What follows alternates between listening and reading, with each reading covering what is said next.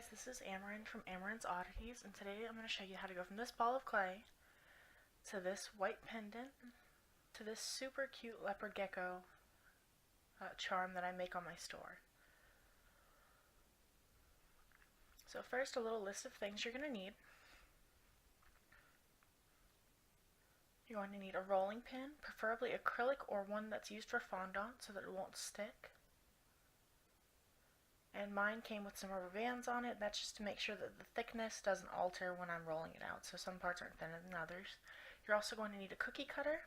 Mine is a little hexagon one, and that just helps me have a background for my pendants so that my poor little lizards aren't floating around all by themselves. You'll also need a little cutout of the shape because mine are more like flat images. I just made a little cutout of a lizard.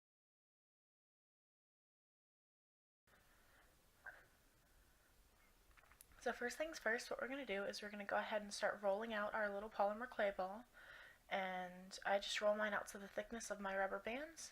And then I will lay my cookie cutter down, press it nice and firmly down in place. And then I'll go ahead and cut away from the rest of the polymer clay so that I don't have to ball it up and then roll it back out again.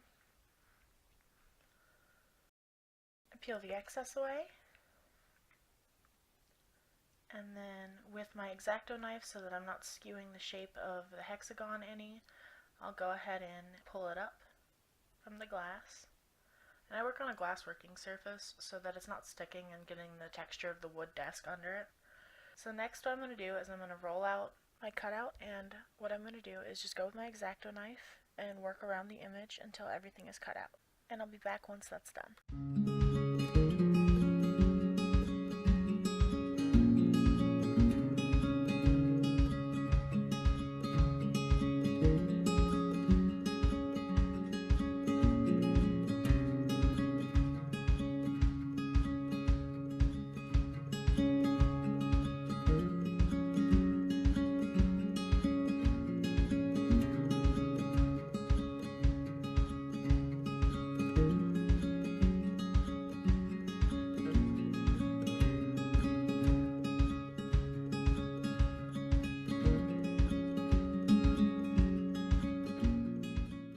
Thing that I'm going to do is I'm going to go in with my needle tool and I'm going to scratch along the pencil marks so I can get all the details on his face and his body. Removing the cutout, I'm going to go back in with the needle tool and clean up a little bit, and then I'm going to go back in and redo the indents just to make sure that all of the detail transfers when I go ahead and bake him.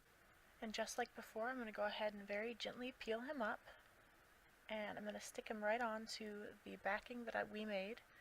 And just make sure everything lines up the way I would like it to. And don't forget to poke an eye hole. I did, and I had to go back in later and poke one. So just make sure you have the little hole for your jump ring, and you're good to go ahead and bake him. Once your charm is out of the oven and good and cool, we're going to go ahead and start painting it. I always start with a white base coat so that my colors show up better once I do the pastel kind of colors that a leopard gecko has. Keeping reference images in mind, I'm going to go ahead and start painting this guy and get back to you guys when I'm done.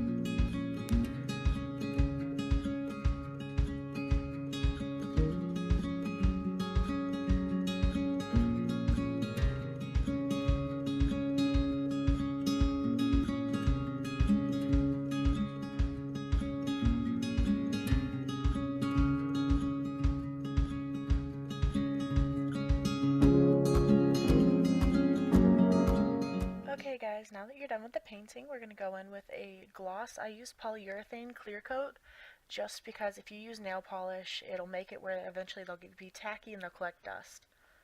And the polyurethane that I use is an oil-based, so I can apply relatively thick coats at a time and not have to worry about them chipping or waiting too long to dry, and it's also really fast drying, so it makes it a lot quicker and a lot easier.